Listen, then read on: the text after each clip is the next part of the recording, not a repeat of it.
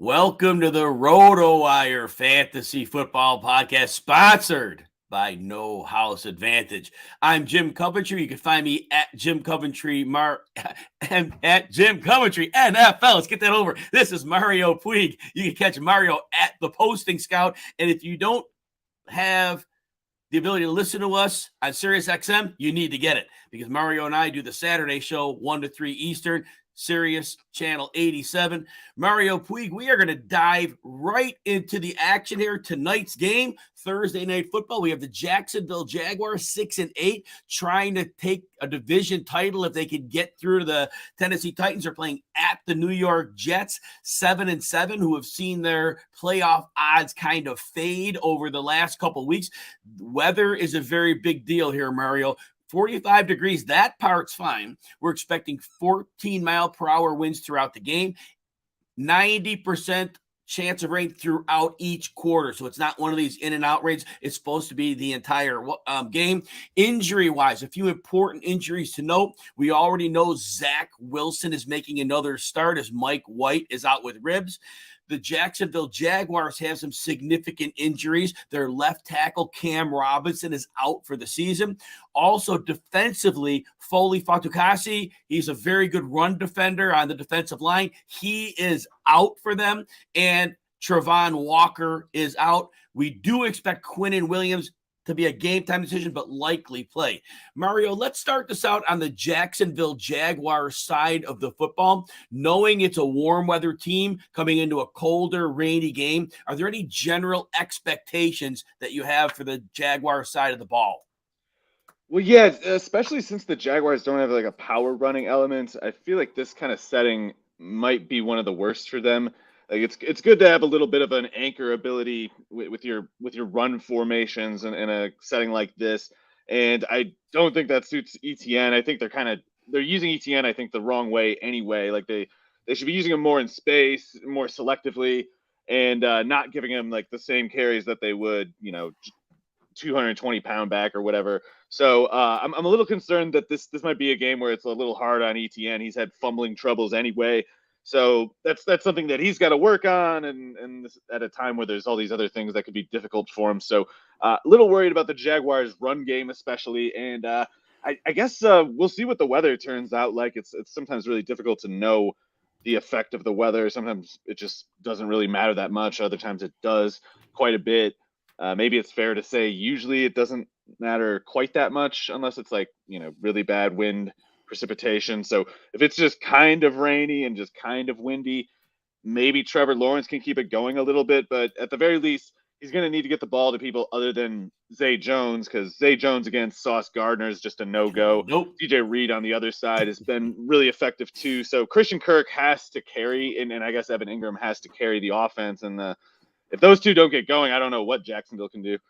Because you're right, that's their one ability to move the ball. Now, the good news is Doug Peterson has done very well to weaponize his players, especially in the last 5 to 6 weeks. He's really gotten it right. And what he figured out with Evan Ingram is not using his speed vertically. He's using his speed horizontally to run away from defenders, and it's allowing Trevor Lawrence to open up the playbook a bit. And so the effective use has been quite good. Now, I want to also point out something for fantasy managers. You made some great points about Travis Etienne. Some fantasy managers are going to look back and say, oh, look, he went off against Dallas last week. Everybody needs to understand, Leighton Vander Esch left that game, middle linebacker, with a neck injury. As soon as he came out, Dallas basically has pass defending linebackers, and they had nobody to stop the run. ETN gouged them after that, but he has not been a productive back. As you said, they're using him wrong. That's the primary problem. And from a run blocking perspective, they're very good at pass blocking, but it's not a good run blocking line, and losing their left tackle certainly doesn't help here. We mentioned earlier, Quinnen Williams, full practice, probably going to play. That is going to be a very, very significant issue. So Mario, so it's basically wheels up starting Christian Kirk, Evan Ingram. It's pretty much thumbs down on the outside receivers. What would you tell fantasy managers with Trevor Lawrence? Is he like a top 15-ish quarterback, a top 12, top 18? What are you seeing here? It seems like he has to regress quite a bit from especially the 3 really good games that he's had in the past month, this 300 yards, 3 touchdowns kind of thing. That would be pretty amazing if he could pull it off in this setting. He shouldn't need to do that much for the Jaguars to win, but this defense is really good. With Quinn and Williams, it's probably sooner great. So throw in any weather at all, and it's kind of easy to imagine things going wrong. So I will say I don't take Kirk to be a lock exactly, but like if he doesn't get going, it almost necessarily is a really bad game for Lawrence because there's just I don't think the Zay Jones thing was going to keep up anyway, and especially not against these 2 outside corners. You know, the beauty about Zay Jones last week, and I didn't see this coming. I recommended against him, and I've rostered Zay Jones in a lot of my leagues, but I thought last week he'd see at least half his snap on Tron Diggs, and I thought that would not work well. Well, basically, once they realized that Dalvin was playing Kelvin Joseph and he wasn't covering, they just pretty much got Zay Jones on Joseph, and they just made him the mark, and they just buried him time and again. So that was really the origin of how they work. They really sacrificed Marvin Jones off to the other side because they weren't getting much out of him anyway. So we move to the other side of the ball, Mario, and the Jets. Look, the big deal I'm going to point out again, the Jags defense, Foley Fotakasi's out. He has been a good run defender. I said that earlier. Trevon Walker's out, and that'll be a little bit of a help for a team that probably wants to run the ball here. They probably don't want to overexpose Zach Wilson and get him going, especially with some wins around 15. Not a great thrower as it is anyway. What are you expecting from the Jets in this matchup? So I would have thought, especially earlier this year, if I had known James Robinson was going to be on the Jets roster, I would have figured this would have been a good game for him because it's kind of, sluggish conditions. It kind of helps to have some anchor to lean onto. If you're not running away from anybody and you can't get like traction on the field, at least it helps to have someone who can kind of land a bit of a jab in the defense to make the act of tackling. And Robinson's definitely got a better frame for that than even Zonovan Knight, who should be the starter. And I only mentioned him at all really because of they listed him as a full practice participant with some kind of, I can't remember if it was a knee or what, but they listed him as, I think, questionable and with a full practice as his only injury designated practice of the week. So that would be weird if it was anything going on with him. He should start and be whatever they wanted him to be.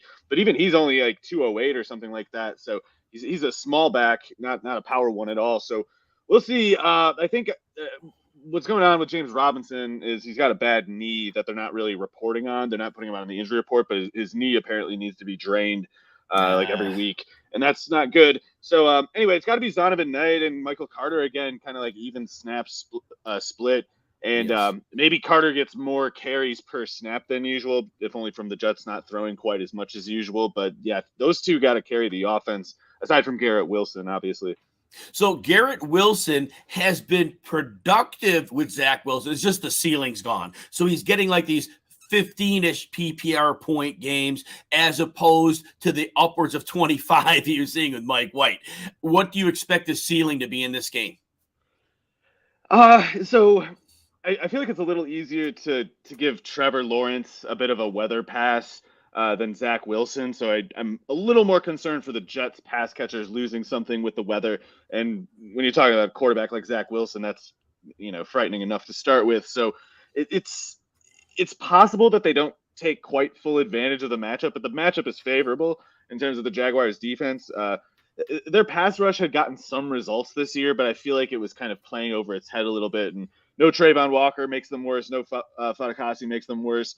So it seems like it's as long as you don't run it Tyson Campbell, it should be pretty easy to move the ball against this defense. So if Zach Wilson can't move it at all, then weather maybe wasn't helping, but I don't think it's an excuse for failing exactly. Now, we have a few questions. I'm going to see what we can do because we're covering all 16 games. This may not work. But we do have a Zonovan Knight question. We'll go quickly here. Somebody has Zonovan Knight, Rachaad White, or A.J. Dillon. Which way would you go with that, Mario? Oh, man, that's tough.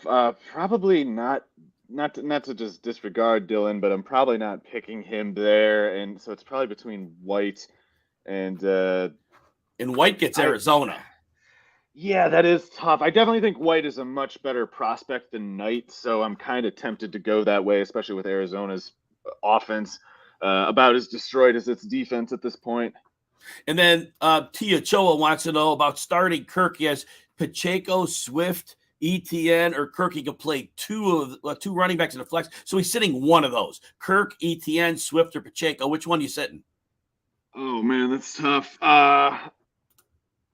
I can't get this question. I want to say Kirk over ETN just because I'm so afraid about the matchup for ETN. Whereas with Kirk, it's not a good matchup, but it's one of those things. If Trevor gets to 200 yards, I feel like Kirk had to have 80. So I love ETN as a player, but I worry about this matchup. And who does Detroit have again? Sorry, they got Carroll. Yeah, I'd probably bench ETN, which I never would have thought I would have said that. You know, Mario, Justin Jackson is getting 25% of the snaps 2 games in a row. What the heck? 3-man committee. Thank you, Dan Campbell. Merry Christmas. Yeah, maybe. Okay, Jim, can I throw that to you? Do you have a view on that? Yeah, and I'm with you on it. I mean, I think Kirk's ahead of ETN. I just think now adding stinking Justin Jackson into the mix. Okay, fair enough. It's screwing Swift over. I was looking for a reason to pick ETN, so that's I guess if I need the courage from something, that'll do it. But yeah, I agree. The Jackson thing is at the very least it should be coming from Jamal Williams, I think, but that's a different subject. Yes.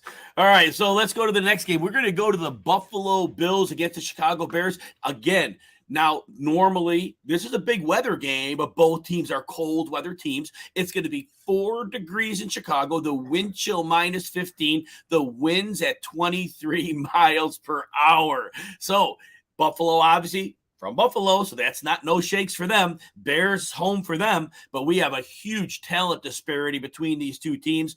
Is Buffalo going to need to put it in the air? Is Josh Allen's elbow something they don't want to risk in this? Or are they just going to run him, run the backs? Bears are without Jack Sanborn. Not that he's a big deal, but that was their next man up, a middle linebacker. What do you see here? Man, at the very least, I think I like Chicago to cover this 8.5 because this one thing that might not be obvious looking at those details of the weather. This is not the kind of cold you see very often. You go entire NFL seasons without cold anywhere near this bad. It's brutal outside. I think we're both getting hit with the same thing, Jim. And it's the weather, the wind chill. It's like it takes you to zero like the second it gets to you. So neither team is going to be well suited to this kind of cold. I don't think either team is going to be able to throw the ball more than 25 times. And I know how much Buffalo normally tries to throw it. I still don't think they're getting to 30.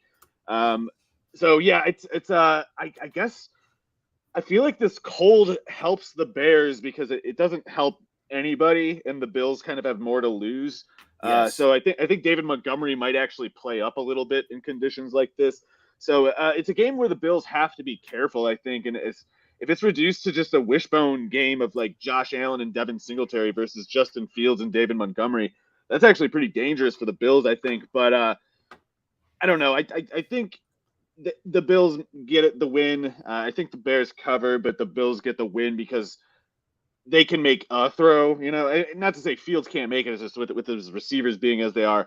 I don't think the Bears can throw it all in many conditions. And at least Allen, like maybe he can't get the volume that he normally does, but he just needs to do enough more than what the Bears do, and you know, completing.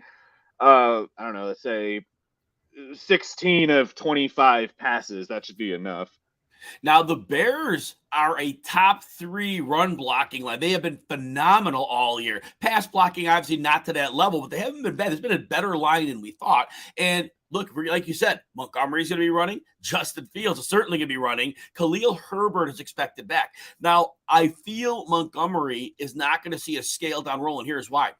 When Herbert was playing, Montgomery was about 70-ish% of the snaps, 65, 70.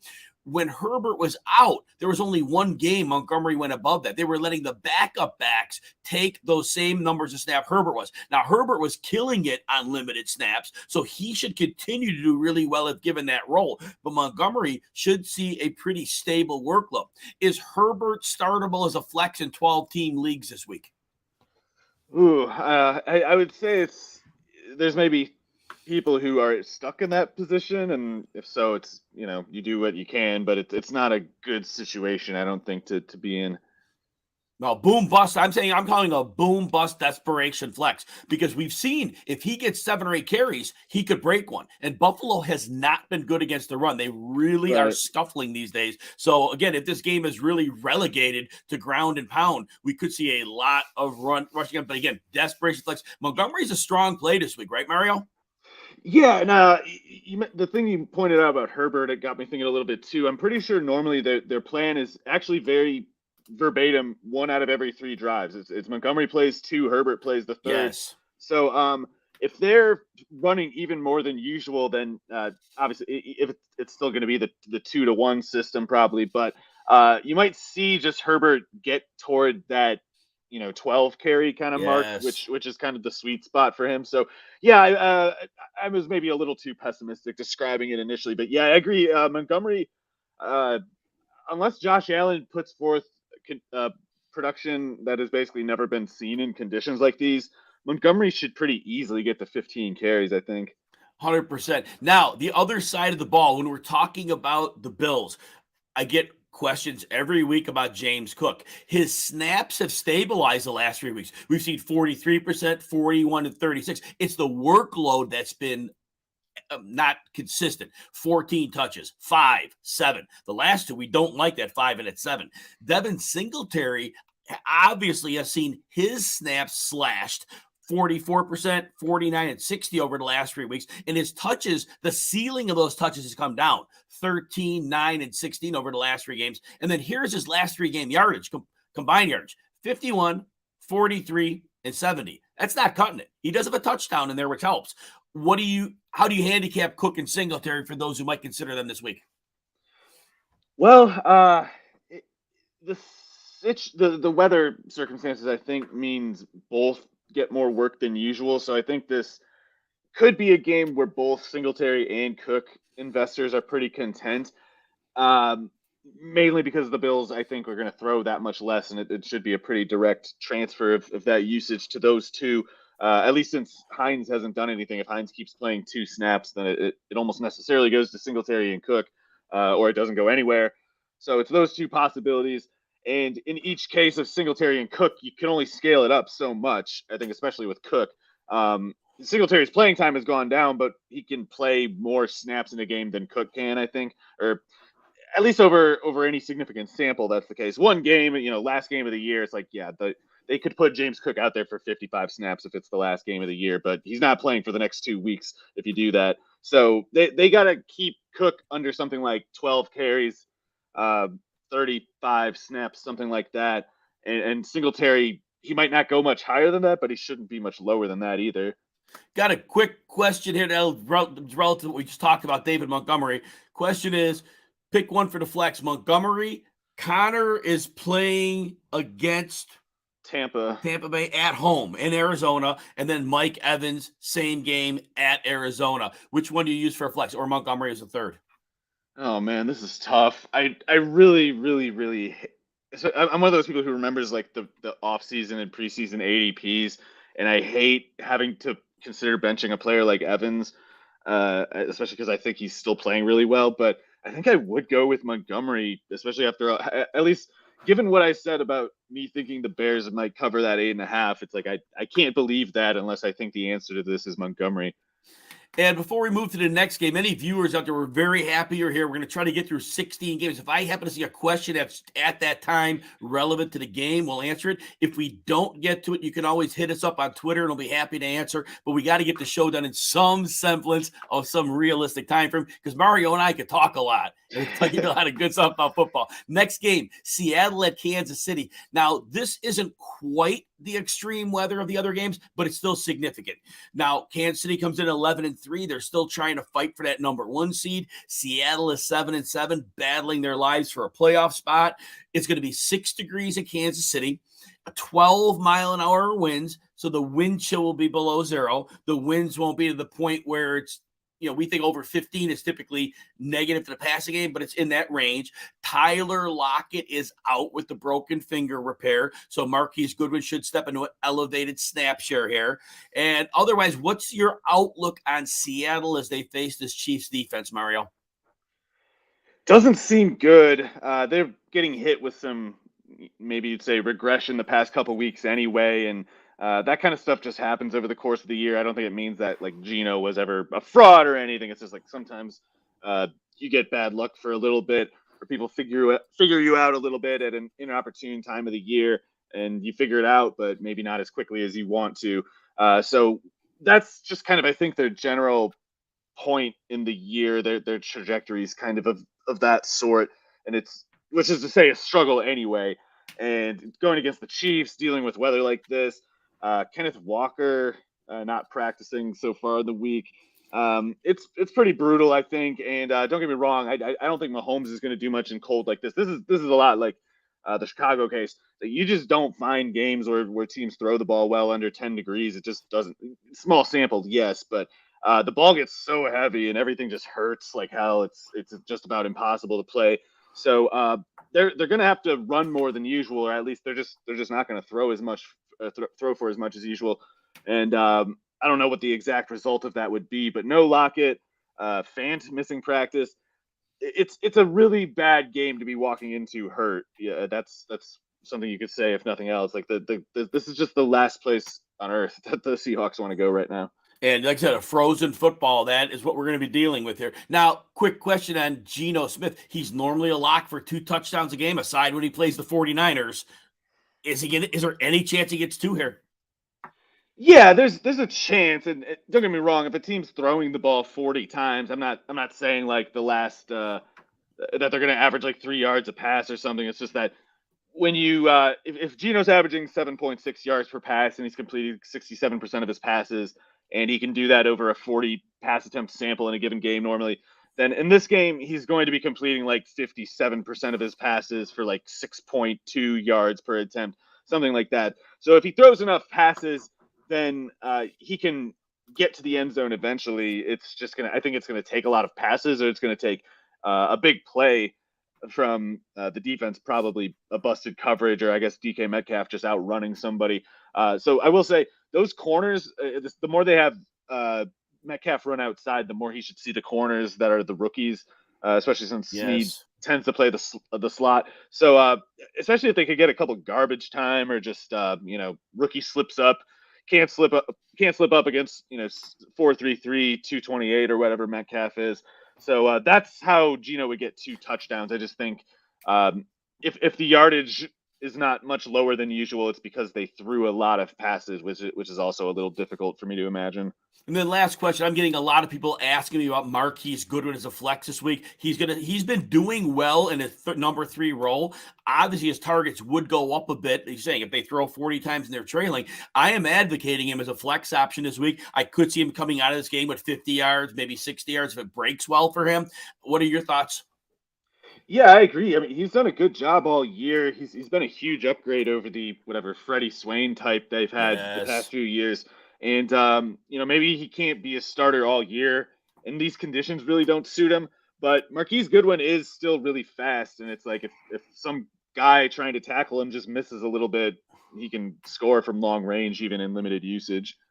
On the Chiefs side of the ball, Juju Smith-Schuster, he had that period with the concussion where he got knocked out, then he came back, got eased back. But when we take those few weeks before and the last couple of weeks, he has been pretty steadily 8 to 12 targets, 8 to 10 catches in the 90-ish yard range, 80-yard range. He's been very solid. What are your thoughts about players on the Chiefs side of the ball in this game? Yeah, like you said, Juju Smith-Schuster's been good. I know he hasn't had like the memorable outings that people might have hoped for. People who invested in him this year might have hoped for vintage Pittsburgh, first 2 years in Pittsburgh, Juju Smith-Schuster. And he hasn't had any big blowups that would resemble those days, but his peripheral numbers are actually extremely good. I mean, 92 targets on 610 snaps. That's a high rate. Low depth of target, granted, but that assures a high catch rate. Right. With the Pat Mahomes offense, you're always going to be eligible for touchdowns. In fact, I wouldn't be surprised if he has a bit of like a touchdown spree to end the year. So there's nothing about the matchup that's obviously good, but I will say a guy like Tariq Woolen probably is at his best on the sideline going vertically. So Juju can't do either of those things, Nope. or he can't go vertical anyway. So he's going laterally. That's probably the last thing Woolen wants to do. Uh, Also, the cold bringing the ball down, making it heavier, makes the quarterback tend to throw shorter passes anyway. So Juju could get 35% target share in this game and do well with it. I think the one Chief I'm not excited about, not that I'd be in many weeks, is Valdez-Scantling. I don't know that this is going to be the downfield pass game with the frozen ball. I think the guys who are the runners, you got Pacheco, McKinnon, you got obviously Travis Kelce in a great matchup. You've got Juju. I think you're playing those Chiefs as normal. I think any ancillary ones, I am probably leaning toward sitting instead of starting. Any final word on that? Yeah, I agree. I mean, Valdez-Scantling could run past someone and be wide open and run for a touchdown, but it's like even if he gets that play, that might be the only play he gets in a game like this. All right, let's move to Detroit at Carolina. Detroit comes in 7-7. They are really battling in a chance to make the playoffs. They have a decent chance. And then Carolina's 5-9, and they have a chance to make the playoffs because nobody can win in the NFC South. The Detroit Lions are 2.5-point favorites on the road. Does not sound like much. They've been favorites at Minnesota. They're dogs at Carolina. Find that a little bit interesting. Now, this game, 22 degrees, 11-mile-per-hour wind. When I saw on NFL weather the wind chill 15, it doesn't make sense. I don't know how you go 22 with 11-mile-per-hour winds. It sounds like it should be less, but that's what it's reporting, so that's what we're going with. Mario, in this game, mentioned earlier, but now that we're here, in the last two games, DeAndre Swift has seen 36 and 40% of the snaps. Jamal Williams, 37 and 31%. Justin Jackson, 29 and 32. This is a three-man committee. Now, the touches are a little different. Williams does lead. It's mostly carries with him, 16 and 13. So it's been pretty stable, but there haven't been red zone options lately. Swift has seen 9 and 13 touches, and Jackson just killing us, 5 and 7, just ripping out upside from the other running backs. Jared Goff has been great at home. Terrible on the road. 0 or 1 touchdown pass in every road game this year. And DJ Chark was doing very well. We both talked about this. We knew against Sauce Gardner he would just be eliminated, and he kind of was. But otherwise, he's been playing very well. Thoughts on the Detroit side of the ball, Mario? Yeah, this looks like it has to be a pretty ugly game. I mean, I don't know how the explosive element, unless it's DeAndre Swift running for a long play, I don't know how Detroit gets any explosiveness on offense. I guess with speed like Jamison Williams and DJ Chark, there's the chance of like the busted coverage, especially off of the play action. But I guess I should say at least volume level production for anyone aside from Amon-Ra just doesn't seem possible, let alone likely to me. So I feel like the Detroit defense needs to step up a little bit more than they have been in their other wins. Maybe they can do that. I have no idea what to make of this Carolina offense. I can't tell if they mean to do much in particular or if they're just sort of trying to run out the clock on their own year kind of thing. I think the Carolina run game might be pretty good here. I think that, yes. I mean, if the Carolina doesn't run, it seems like they're not going to throw much, even though Moore and I think Marshall has shown some stuff this year too. I will say those outside corners for the Lions, Jacobs and Okudah, they can't run with either of those guys. They can't run with Marshall or Moore for very long. So there could be something there for Carolina. It's just I don't know if the intention is there. We might get this thing where it's like, 35 carries every week gets split up between Deontay Foreman and Chuba Hubbard, and they kind of just bleed out the clock. And I don't know, that does seem to me like a dangerous kind of game flow for the Lions, because if they get on the wrong side of the flow of the game, they're not going to be able to throw their way out of it. And Mario, we get a lot of questions about Foreman and Hubbard this week. And, I like that, actually. Yeah, Chubbard. I call him Chubbard. That's his new name. We're calling Chubbard. So, all right. So when we're looking at this backfield, I think it's been fairly predictable for Foreman. When they are at an advantage, he is going to be the hammer. He's going to lead in carries. He's going to post good yardage. But in any game script that doesn't quite go to form, he's a tough start. And we've seen his snap share. The game scripts haven't been great in the last two. He went from 53% of the snaps in a good game script, and then down to 47, and then 30% in a very negative one last week. And then we've seen his yards go commensurately, 113, 75, and then 9 against Pittsburgh, where the game script just didn't work. Chuba Hubbard's been fairly reliable. His touches in the last 3, 17, and a 7. But we've seen his yards, though, 65, 99, 67. He's seeing targets, and that's been important. And so he's had a nice baseline of work as the change of pace guy who actually could see heavier work in negative game script. Which of these guys are you starting, if not both, this week? Yeah, I guess the Blackshear playing time variable could sway a lot of it too, because week 14, Chuba only played 23 snaps. Blackshear played 14. Last week, Blackshear played only 2.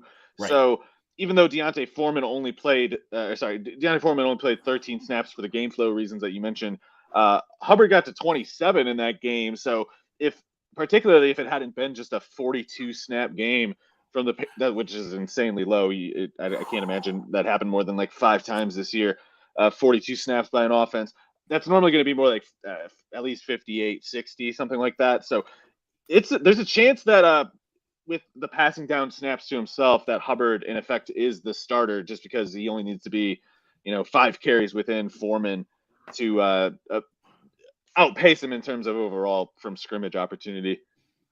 So would you start Foreman as a running back 2 in this specific matchup with the Lions, thinking there's a good chance it's closer out? And Hubbard is more of a high-end flex because of the volatility if the game script doesn't go his way? I think I might put Hubbard a little ahead of Foreman and just call them both flex plays. I don't know, because we got a 17-carry game in week 12, a 14-carry game in week 14. Only 4 carries last week because they never ran at all. So if they get to like 60 snaps, Hubbard should go over 12 carries, and he's done well as a pass catcher. I was a bit low on him as a prospect going into this year, but he's done a good job, to be fair. All right, let's go to our next game. We'll go to the Cincinnati Bengals 10-4 against the New England Patriots 7-7. We've got Jacoby Myers throwing the ball to oh my gosh, Chandler Jones. Wow. Yeah. Anyway, that's the way that one ended. I'm just glad Stevenson didn't throw the second pass. He threw the first one because he may not be playing this week. But Belichick and his history of benching running backs, but he should be safe there. Anyway, in this game, New England 17 degrees, 14 miles an hour wind, single-digit wind chill. So we have another very, very cold game here.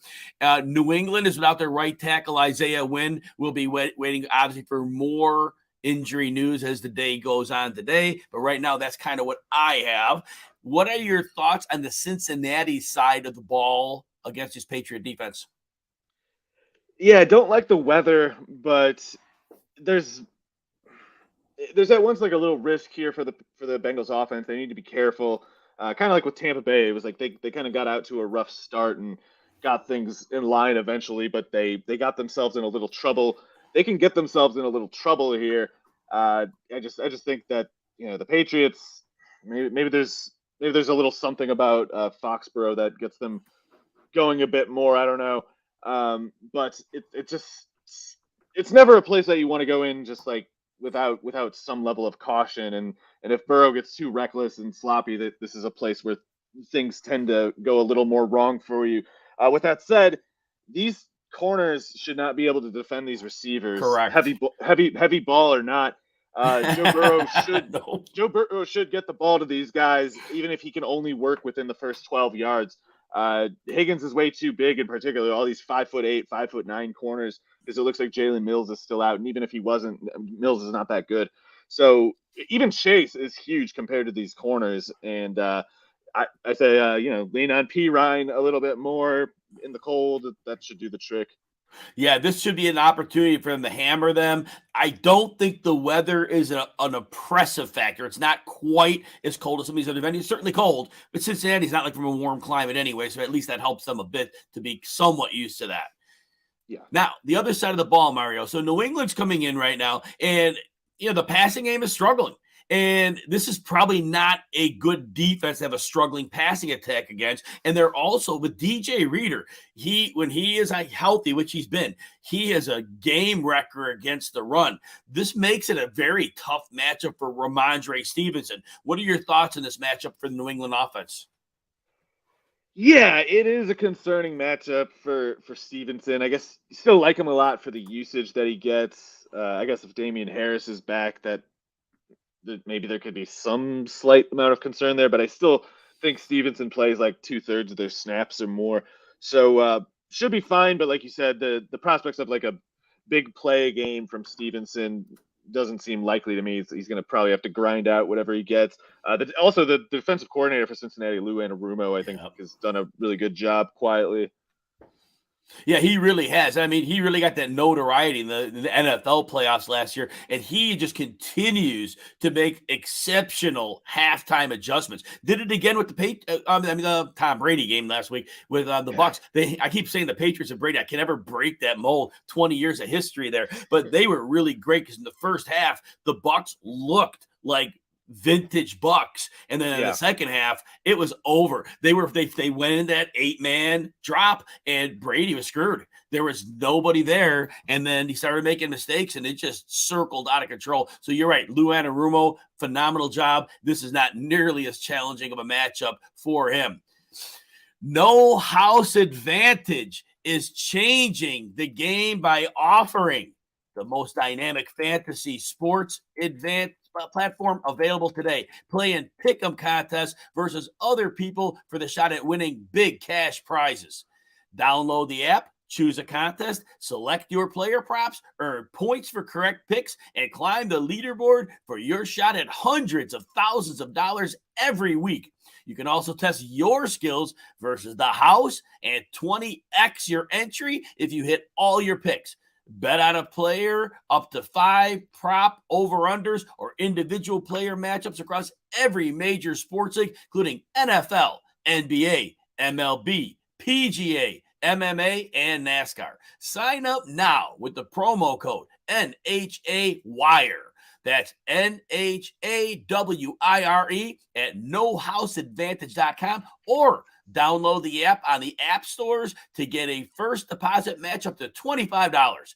Make sure to check No House Advantage today and experience daily fantasy sports redefined, because it's not just how you play, but it's also where you play.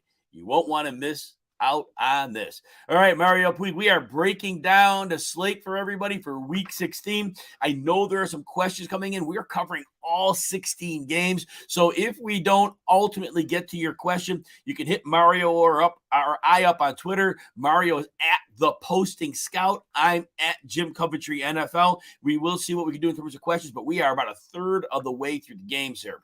Mario, we are going to break down the Giants at the Vikings.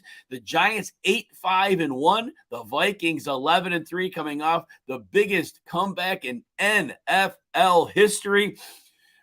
What are your thoughts about the Giants side facing a Vikings defense that's excellent against the run, struggle in covering play action passes, struggle against the pass in general?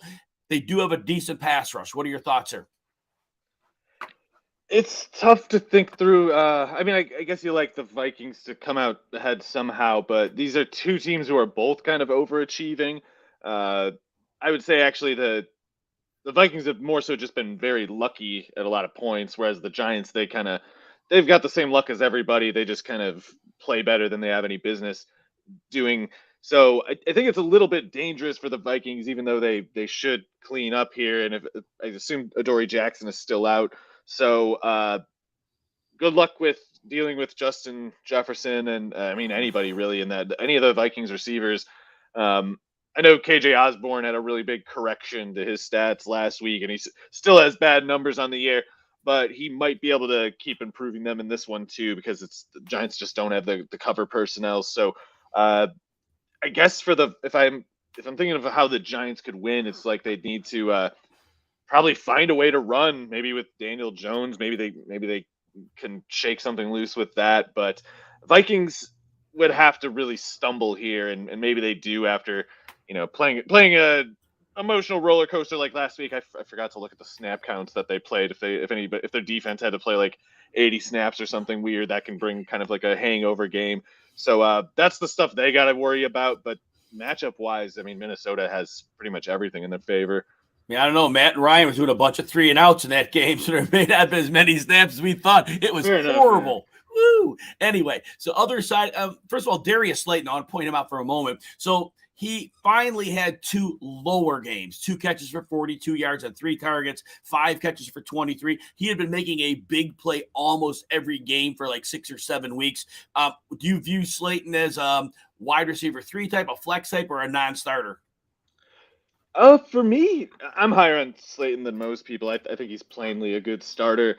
Even if he's a little limited, it's like his strengths are so clear that he's worth whatever deficiencies he has. So for me, against these slow corners, I should say like flex probably rather than wide receiver 3, but I think he's fine as a wide receiver 3, honestly. Yeah, and the year that Slayton had I was the rookie year. I mean, when I watched him, I liked what I saw, and I was aggressive with him in fantasy the following year drafting, and obviously that went nowhere because the Giants didn't see something. But I think we see what they finally took years to figure out. The kid can play. There's no question. He's always been pretty good. He just had like Daniel Jones got hurt and like fell off a bunch, and then a new coaching regime showed up and thought David Sills was better. And credit to Dable, he only did that for about a month and retracted it. But yeah, that was even I was kind of like, wow, I guess Slayton's never happening. And then he comes back on us in the past couple of months, so that's been good to see because I definitely think he deserves to start.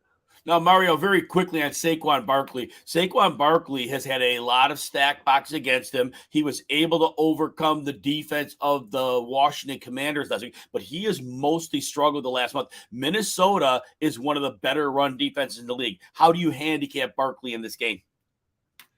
It's kind of a cop-out response, I guess, but I think it's at once not a great matchup and also not one worth changing his projection much. I mean, we know Barkley in this offense is kind of dependent on usage and the big play to get his really big numbers.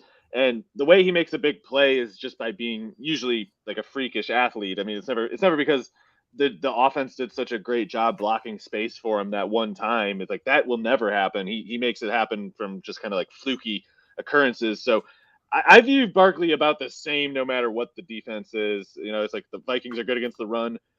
Every game is hard for him, even against bad defenses. So this just doesn't change anything. Right, because defenses do not respect Daniel Jones. They're going to say, beat us. If you want to beat us, we can live with that. We're not going to live with Barkley beating us. And that's been the play to Barkley. Nothing to do with his talent. It's just been, and you've heard me mention this, Mario, since week 6 this year, I've really noticed teams are game planning the way it only used to be in the NFL playoffs, completely selling out. It used to be just Belichick. Now it's a lot of teams doing this. All right, the other side of the ball, Minnesota Vikings. So you mentioned Darius Slayton earlier. He had the massive 150-yard game last week. He has 3 double-digit PPR point games this year, 2 against the Lions, and then last week. On the season before last week, he was averaging 25 yards a game, so and 3 catches. So just for reference, that's who he's been most of the year, done well against the Lions, and then obviously last week's crazy game. People are asking start-sit questions. I am saying throw last week's game out. It was an outlier. Treat him as he was. He is a desperation at best flex. Anything on that? I agree. I think this matchup is about as easy as it can get, but I also think Osborne, in over his head as a 3-down player. Any word on what your thoughts on Dalvin Cook? He had a great game last week. He's had opportunity. He hasn't been the explosive guy consistently. We saw a little last week. He hasn't been consistently explosive. Is he a great play this week or just a decent play this week? I think he's a pretty great play. I mean, he's definitely got that takeover ability in any game where he might not be your top 3 for running backs, but he's definitely in your top 3 for like a running back who could go over 200 yards running in a given game. So the Giants could try to sell out against the run, and that could make things a little harder on him. But I guess I'd be surprised if they did that because they're going to need to keep at least one extra coverage rolled toward Justin Jefferson at all times, and they might need to keep another one on the other side because their backup corners just aren't any good.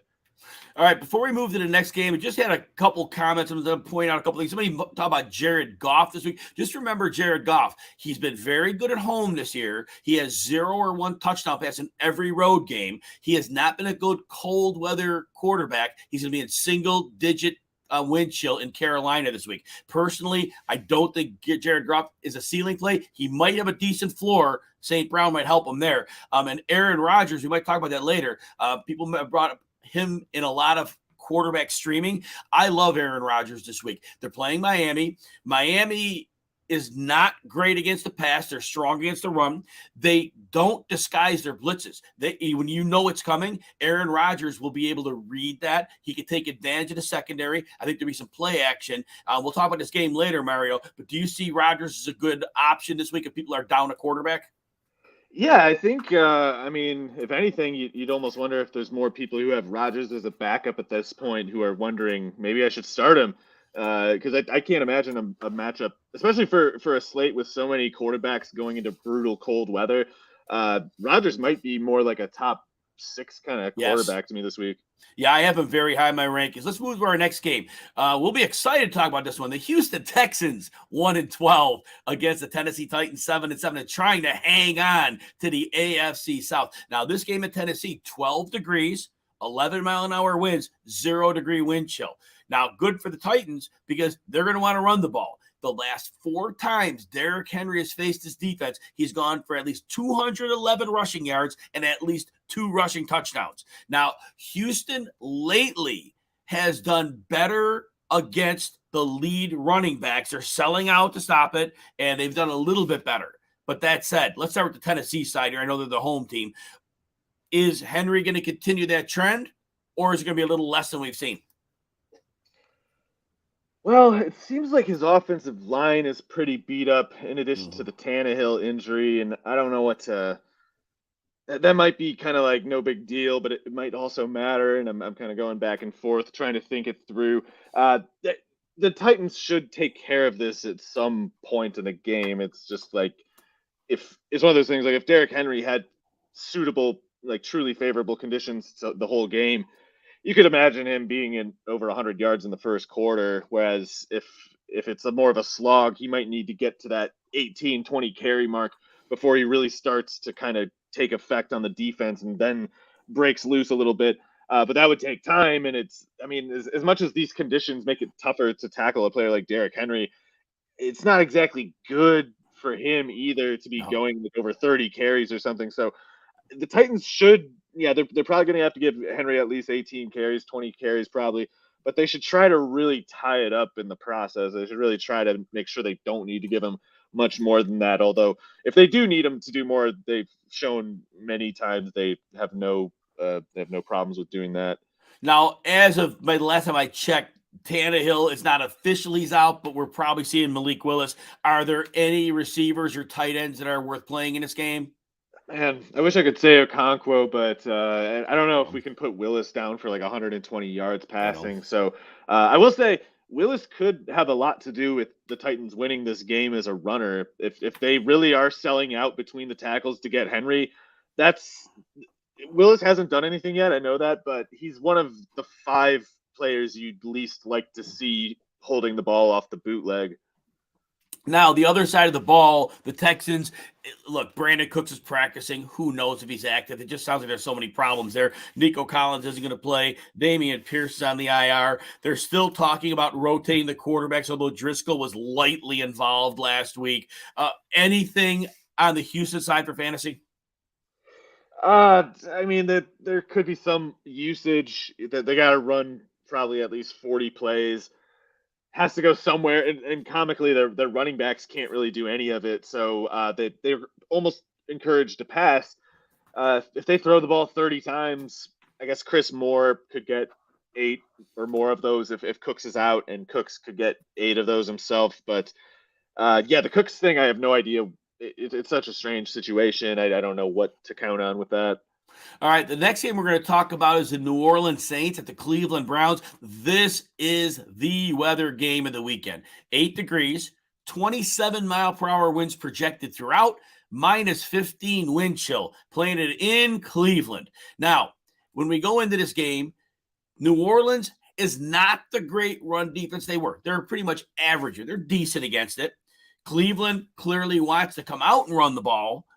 New Orleans, on the other hand, it's a good matchup for them. Cleveland struggles against the run. Alvin Kamara could see a lot of usage here. How do you see New Orleans approaching this game, and how do you think they'll shake out offensively? Seems like it'd be a good run-heavy game for them. I mean, conditions encouraging that certainly, but also the Browns are just easier to run on than throw on. So I don't know. I think Chris Olave and even Rashid Shaheed. Rashid Shaheed, maybe he's not going to ever be like a volume receiver option, but he might be a starter. Like he really might be a viable like deep route kind of starter. He's really doing a good job, and if you don't cover him well, he can definitely hurt a defense and end on light usage too. So he can make an impact. Olave can make the big play too. I know he's been more of like a workhorse this year, but he can make a big play. So those guys are dangerous, and I think you can strip down the New Orleans offense to like 20 pass attempts and feature those two and Juwan Johnson just enough that you're not like pushing your luck too much, and you're giving yourself the best opportunities to be explosive through selective usage. But yeah, Taysom Hill and Kamara should get something like 15 carries. I don't know if he's really ready for cold like this either. But I guess no one will be. And David Johnson, Benjamin, they're not really bruisers either. So Taysom Hill might be their bruiser. Yes, and they might need to do a lot of that kind of running. Somebody asked me a tight end question, and I know Taysom Hill qualifies, and I normally will say no. This week I said yes. I said in this game, Cleveland run defense is terrible. Hill's going to be a part of that game plan. I imagine they're going to run. Just very quick, Rashid Shaheed is out yardaged Chris Olave aggregate the last 3 weeks, but in 2 of those weeks, Shaheed's at 53, 75, and 95 yards. He's also scored once, whereas Olave's been steady, 62, 65, and 53. Now, Olave's getting the 6 targets a game. Shaheed is doing his damage, like you said, Mario, 3 to 4 targets a game. So he's been very efficient getting open downfield. Jarvis Landry looks done. 4 catches for 34 yards over his last 3 games. There's no reason to hang on to him on a roster. I can't see unless you're in a super deep league. If you're in a 16-team league, you clearly might need him, maybe 14-team league. But realistically, nothing going on. Juwan Johnson's been getting it done in his other than the game where San Francisco understandably blanked him. His other 4 recent games between 42 and 67 yards, scoring in every game. He's been a real deal. In the win, can we count on Juwan Johnson? It's a big heavy win game. It would be Olave and Shaheed who suffer more for the wind. Like Juwan Johnson might actually have something to gain. Yes. If the wind keeps the depth of target lower, then some targets might go to him that used to go to the receivers downfield. Now, the Cleveland side of the ball. So, like I said earlier, New Orleans is not the juggernaut against the run they were. They're good. They're not great. And they're not at home, which makes a difference as well. How does Cleveland approach this game, and how do you see it shaking out? Well, I don't know what to make of the Nick Chubb foot issue, but he's apparently off the injury reports. Yes. That's the league really needs to clean up the injury reporting protocols. Like, how are you going to say this guy didn't practice 2 days and also is not hurt? I don't know. Anyway, hopefully he's all right to go. This weather won't be easy on the foot if it is hurt, and Kareem Hunt might need to do a little more than usual. I worry about, I don't know what to make of the Cleveland passing game. I know Watson's going to probably get back into full form at some point. I don't know if this game really suits him even at his best. He was great quarterback. Watson's great wherever he is probably, but he's done most of his career accomplishments in the South and in domes. So Cleveland might not really suit him that much. They might not be able to air it out a whole lot. In a lot of cases this time of the year, and if this is so much colder than usual, it's pretty much, I don't know, Chubb, yes, Hunt maybe, and I can't tell if there's room for 2 receivers or if it's more like whoever gets the big play at receiver makes it work. I don't know, but Donovan Peoples-Jones definitely is good enough now that defenses can't quite sell out against Cooper like they might want to. Yeah, that's going to be exciting for next year when we're handicapping this receiver group. But right now, we'll move to the next game. We're going to move to the Atlanta Falcons 5-9 against the Ravens. Baltimore Ravens 9-5. So Atlanta loves to run the ball, and they've had a very diverse rushing attack this year. The blocking has been phenomenal. Desmond Ridder threw for like 97 yards last week. 70 of those went to Drake London, which was pretty cool. But Atlanta's going to have a really difficult time running at Baltimore against that defense that has really improved since the beginning of this season. And we've said this frequently on our XM show that since Roquan Smith came in, it's allowed other defenders to do their jobs better, optimize at defense. This is another cold game. 14 degrees, 16-mile-per-hour winds. So, again, we're looking at wind chills near zero here. How do you handicap the Atlanta offense? I don't like it. Desmond Ridder, to be fair, he doesn't have much to throw to. London getting 70% of the yardage. But London's going to get a lot of Marlon Humphrey in this game. And when he doesn't get Humphrey, he's going to get Kyle Hamilton, who's probably a pretty good counter to what London presents. So it's an unfair setting for London and therefore for Ridder certainly.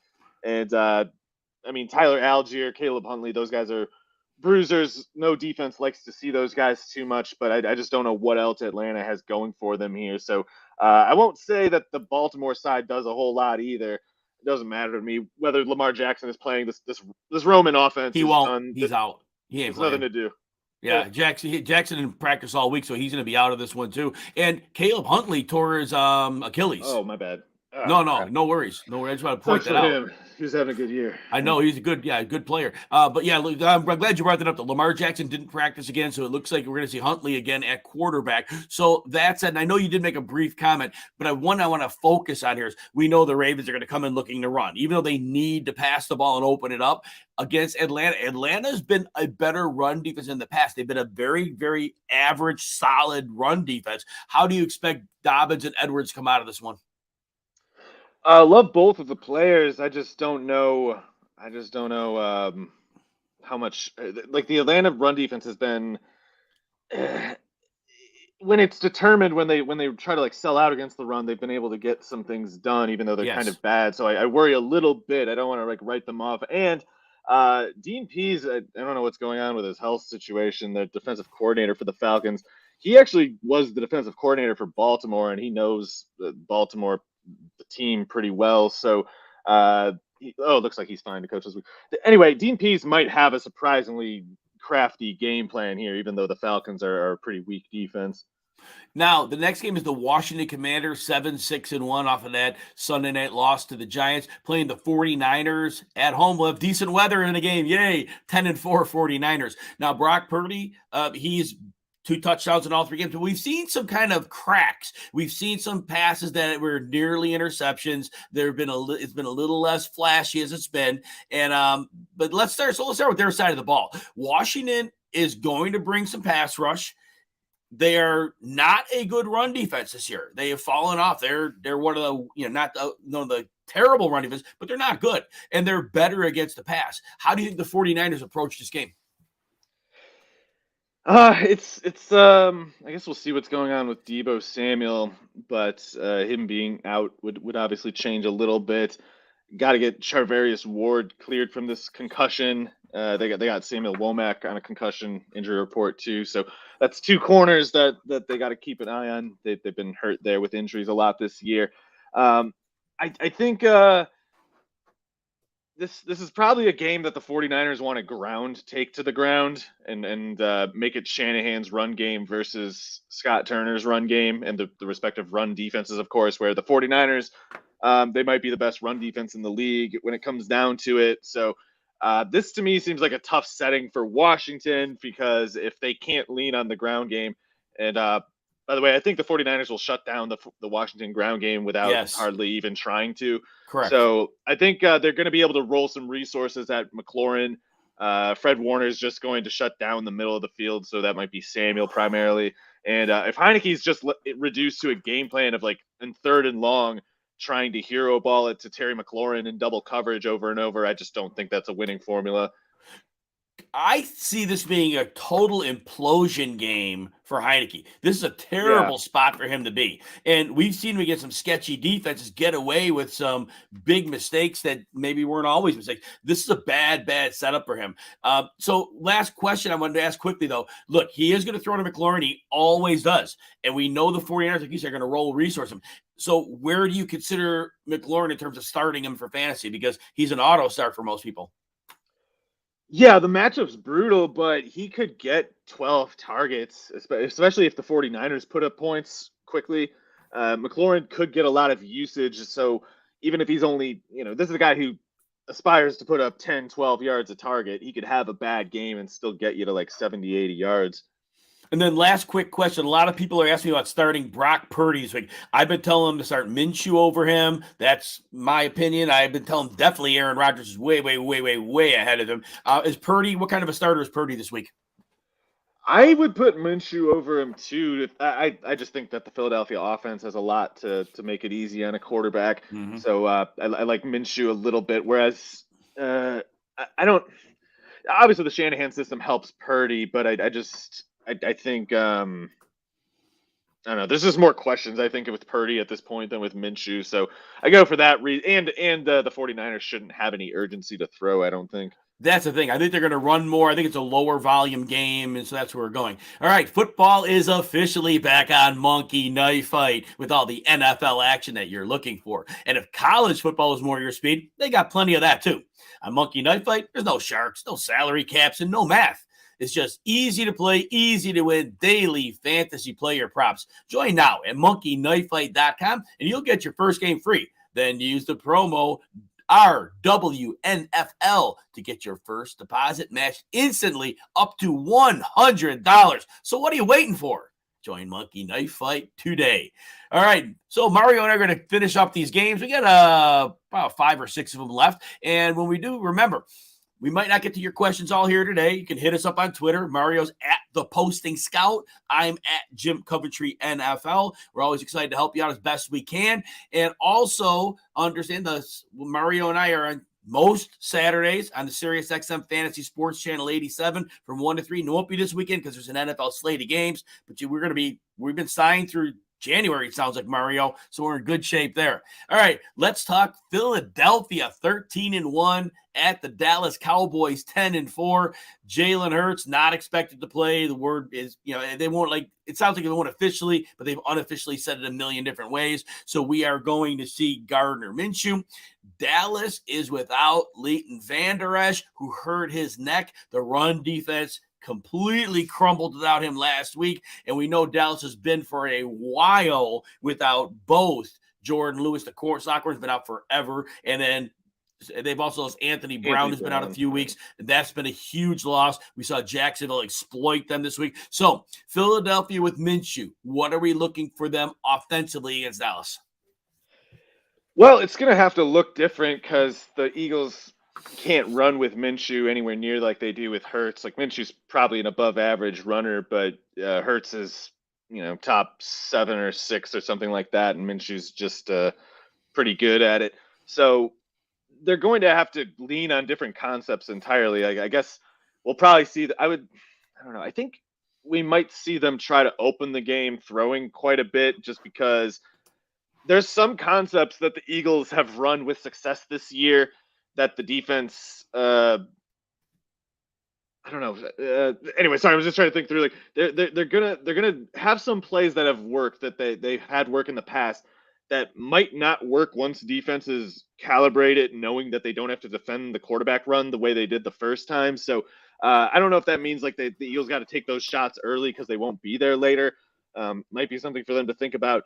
But when they do have to adjust, whenever the thing that worked with Hurts doesn't with Minshew, I have a lot of faith in Shane Steichen, the offensive coordinator, making the necessary adjustments and even maybe being ahead of it in the first place, like maybe just knowing before he needs to do it, what he needs to do. So I have pretty much all the faith in the world in the Eagles offense, or as much as I could with them not having Hurts. And I think, especially for the supporting cast players, if anything, this might actually help A.J. Brown and Devontae Smith a little tiny bit, just because some of those Hurts plays that turn into valuable rush attempts could be targets instead. Now, when we talk about this game, is this a smash spot for Miles Sanders with no Leighton Vander Esch? It might be. I guess the smash spots for Sanders are always just when his usage goes up, and sometimes that's not subject to how well he's actually moving the ball. So he could average like 7 yards a carry and still finish the game with 12 carries. So that's always a risk. But what isn't as much of a risk anyway is these specifically the red zone, I guess, touchdowns that Hurts can keep. Minshew's probably not keeping those. So the Eagles could throw the touchdown instead of running it. But if the rushing production stays more or less similar, then the running backs necessarily picked up a bunch of it, and Sanders definitely would be the first, second candidate to do that. So the Dallas offensive attack, they're going to want to come out running. They love to do that. Like you and I both think Philadelphia's going to be able to score some points in this game. If they do, is that forcing Dallas to throw the ball more than usual? How are you expecting Dallas to come out offensively? I mean, they'll have to throw more than usual if the Eagles just score more than the Dallas defense is accustomed to conceding. But whether they run more or pass more by choice, I think would be kind of depending on what the Eagles give them and what the Eagles are giving up. Like if the run game works, Dallas is not going to go away from it. But if the run game doesn't work, I don't think they'll necessarily just try to keep making it happen all game. What they need to do as much as possible is get CeeDee Lamb into the slot. Yes. Dare the Eagles to have Slay follow him there. If they get him against Avonte Maddox with a safety over the top, that's still something. Especially when you start mixing in play action and other motion details, it's like you can get the safety thrown off long enough that it's Maddox versus Lamb, and Lamb wins that. So they need to do that, and I think running the ball will help toward that. Like getting the safety to cross the wrong way. The play action is the easiest way to make that happen, and that's probably the easiest way to get Lamb a one-on-one with a vulnerable target. Because if Lamb doesn't go, I don't know what does in this passing game anyway. I guess the tight ends could get going, whether it's Schultz or Hendershot or Ferguson who gets the targets. I think they're all equal players to me, pretty much. But I don't know how you guess which one. And right. Those outside receivers aren't getting much done. No, that's not going to be a good game for them. And they're still without safety Chauncey Gardner-Johnson. He's still down, nice. Which that helps. That certainly helps the middle of the field, like you said, for the Dallas Cowboys. But you're right. The whole key for Dallas is getting Lamb in the middle of the field. They're going to need to focus on him. And if they do, that certainly helps them a bit. Let's talk Raiders-Steelers. So the Raiders 6-8, the Steelers 6-8. Looks like the postseason dreams are about over for these teams. And also, it's going to be 11 degrees, 15 mile per hour winds, and another negative wind chill game. How do you shake out the Raiders on offense here against the Steelers? How do you think they'll approach this one? They're going to have to run it with Jacobs, and I don't know how to bet against him the year he's having. It seems like it's got to be due to Davante Adams. It's like there's something about the way defenses fundamentally approach Davante Adams that concedes something that Jacobs is just capitalizing on over and over and over. And there's no reason for that to change because the defense would still rather lose by Jacobs than by Adams because the second one's a lot faster. So the usage has to be there for Jacobs. I don't know what to think as far as, the matchup and the coaching matchup, especially. Like I trust Josh Jacobs to beat the Pittsburgh defense in a personnel sense, but I also get a little worried about Mike Tomlin having some kind of thing up his sleeve that just kind of wipes out the Raiders. And especially if it comes down to just like a mindset thing, is like Tomlin can kind of just, make you want to quit when you're the other team. So I don't know. I pick the Steelers to win somehow. It's just, it'll have to be ugly. And I don't really even want to think about it. No, not so. Now, quick question. I'm getting Darren Waller questions. I did advocate starting him last week. He only played half of the snaps, but he did cash in 348 and a touchdown. Are you advocating starting him as usual, even though his snaps still may be on his way working back? At least just for how weak the tight end options often are. Otherwise, I would say usually you probably want to start Waller if you have him. Pittsburgh, are they going to lean on their running game, or are they going to try to throw the ball and take their chances? They should just run like a wishbone kind of thing with Trubisky. They should not even try passing hardly, or, not to anyone other than Pickens, Freiermuth, and Deontay at all. But Harris, I don't know what this hip thing is. It seems like he's been kind of popping up on the injury report and then not really showing much injury during the game. If that continues here, he should have a fine game. I mean, he's one of those guys who's going to get better over the course of a game too, and it's hard for me to imagine the Raiders scoring so much that the Steelers don't lean on Harris. So he gets the 20 carries. He's got a great shot at 100, and I think this is no exception. Solid fantasy play for sure this week. Green Bay Packers 6-8 on life support, but trying to make the playoffs. Miami 8-6, fighting for their lives in a tough AFC. When we look at this game, Miami on offense, Green Bay, I don't think they're going to leave the zone. They love that zone defense, and we've seen Tua Tagovailoa against zone. Very good picking apart a zone with his great receivers. Green Bay can get some pressure. It hasn't been the great level of pressure we've seen in the past. How do you think Miami works offensively in this game? Yeah, I think you're right. The big problem that the Packers have here is that their defense is poorly coached, poorly schemed, and Mike McDaniel might be the best play caller in the league. I mean, it's hard to you don't have to give the title to him. You can see like he's close enough in the conversation that it's concerning for a team like the Packers. You can't. I don't know what it is. It seems like they definitely can't get fundamental things right. I can't tell if they have the compounding issue of trying ambitious schemes, like ambitious coverages, that without having mastered any of them. It's all bad though. The results are always bad. There's constantly guys just doing puzzling things, and I think McDaniel might just toy with this defense. So yeah, I don't know what to make for the Packers offense as much. I mean, they should be fine, but I don't have the level of confidence that I do in the Miami side. It should be easy for Tua in this game. Like I would be shocked if Barry, the defensive coordinator for the Packers, had anything at all, really. Yeah, I think Miami is going to score a lot of points here. They can score however they want. They can run on Green Bay, certainly can pass. It could be they need a get-right game for Tua, and I think Mike McDaniel realized that. And get-right meaning like a big game, a big confidence builder. And I could see him setting that up. And when you talked about the Green Bay side, this is a great setup for them because Miami plays, they are a good run defense. They're weak against the pass. When they send their blitz, they're not disguised. They're not doing simulated pressures. You see what's coming. And Aaron Rodgers is going to have a great opportunity pre-reading that and seeing right where to go. He did get a good contribution on limited snaps from Romeo Doubs last week, which was nice. Christian Watson involved a bit. Lazard blocking quite a bit, but doing well in that role. I do think this is a great shootout potential game. Mario, I love over 49.5 on this game. Any final words? Yeah, I agree. The Packers should have to throw the ball, and the Dolphins don't really have good personnel there. The Packers really could help themselves, I think, by giving Dobbs more snaps. I mean, I don't know why the rotating with Cobb has no point. Get Dobbs on the field. He's a better player. I imagine we don't have long to talk about this game. Denver Broncos 4-10, Rams 4-10. The Denver side of the ball, Courtland Sutton practiced a little bit, not sure what we're getting there. Aaron Donald has missed 2 straight games. His presence would be significant because the defense completely changes. Anything stick out on Denver's side of the ball in this game? No, I got nothing. I did recommend people to start Latavius Murray last week. I don't like him as a player. I thought the matchup was great. He did come through with a huge game.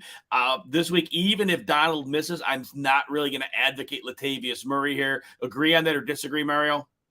I agree. It's like you'd have to be, talking like Murray versus Khalil Herbert like earlier or something. It's like he's going to get volume, but I don't know if anything else is there. Yeah, 50 yards is probably what you're looking at as a hopeful top end for him. Other side of the ball, Cam Akers has been running well. 4 yards a carry, about 5 straight weeks. He scored in his last 3. Is he playable against Denver? Yeah, I mean, he always should have been pretty good. It never made sense how low everything got for Akers earlier this year. So Denver defense is going to show up and play good defense, good fundamental defense initially, but I do think the Rams have the better path to getting the other defense gassed. Like I think Latavius Murray is just a placeholder, like total stopgap player, whereas Akers has a little talent, a little explosiveness. He can make a big play more than Murray can. So if I had to pick a side, it would be the Rams. But yeah, it's mostly just looks like 2 teams beating their heads against the same wall. We got the Tampa Bay Buccaneers 6-8 and leading their division against the Arizona Cardinals 4-10. Cardinals will be going with the 3rd-string quarterback Trace McSorley again. Arizona's also without their defensive end Zach Allen. James Conner's been on a roll, volume, and getting it done. That said, Arizona with that third string quarterback, and Hollywood Brown's been struggling because backup quarterbacks are just not getting it done. What are your thoughts on Arizona as a football? Anybody going to be useful besides DeAndre Hopkins? Yeah, and maybe not even him. I mean, this is just a brutal matchup for the Cardinals. The personnel that the Buccaneers have on defense is very well suited to. I guess Jamel Dean's probably still out, but Carlton Davis against DeAndre Hopkins with probably some safety help could be a pretty tough matchup for Hopkins, especially with Trace McSorley at quarterback. So Right. ugly game for the Cardinals. Yeah, and now how about the Tampa Bay side? For the first half of that game against Cincinnati, they looked like they figured things back out, and then Lou Anarumo went into that 8-man drop zone, and Tampa Bay was flustered, and then they looked like the version we've seen for most of the season. How do the Bucs look in this game against the Cardinals?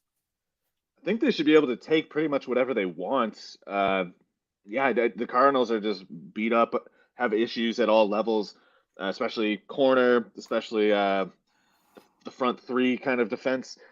There should be ground yardage, air yardage. I don't know why the Buccaneers would struggle at any phase here. So then the last game we're going to talk about is the Monday Nighter. Los Angeles Chargers, 8-6, and now in a playoff spot, believe that or not. I don't know when we're going to get Joey Bosa back, but I hope we get him back soon. Need to see that guy in the field. Love watching him play football. Colts 4-9-1 after the catastrophic loss against the Vikings. So the Chargers on offense in this one. Now, first of all, Jonathan Taylor, we know, is out. Nick Foles is making the start for Matt Ryan. So I guess let's just start on that side of the ball. Indianapolis is going to face this Chargers defense. They're typically not good against the run, but they can be game plan specific. They can do a few things. How will Indianapolis be able to move the ball, if at all, against this Chargers defense? Well, they were giving Zach Moss it seemed like between the tackles kind of stuff and giving Deion Jackson more the passing down slash, in space kind of functions. Jackson's a lot toolsier than Zach Moss, so there's more big playability, more pass catching.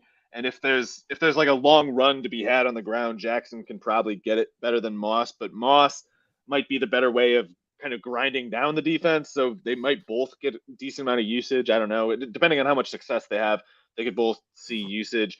And beyond that, I don't know what to make of Foles. It's been a while. I don't even hardly remember what he looks like back there. And expecting anything in particular, I would just be guessing completely blindly. So I guess you like Pittman enough, since I will say the Colts have a very reliable intention of freeing up Pittman specifically. You'll see them run entire pass plays where every other route is very clearly designed to free up Pittman. So if he's getting those routes, he's got something to work with, and at the expense of the other ones too.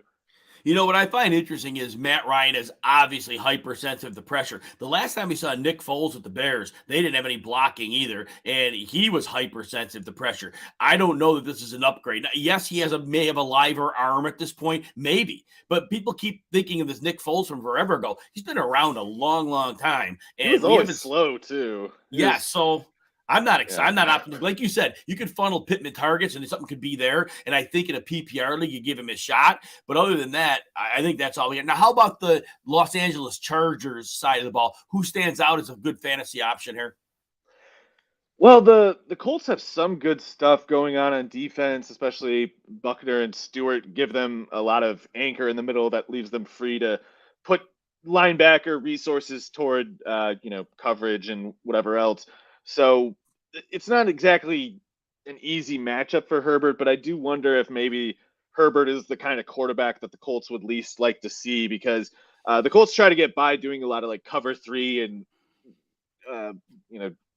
their sort of hybrid defense that allows them to get away with money ball corners instead of spending big money at the position, and that's something that maybe you can stress a little bit by testing its depth at corner, making more guys deeper down your depth chart be in coverage and prove that they can conduct this scheme and kind of give them more chances to mess up. And I think running the spread offense the way that the Chargers do, and with Herbert having the arm that he does, it's like they really do have to be perfect on their assignments all the time, or Herbert can get the ball through. So I think that's what the general story will be here is it's like they'll have to maybe grind it out a little bit, but eventually Herbert will start finding the cracks and just start hammering through them.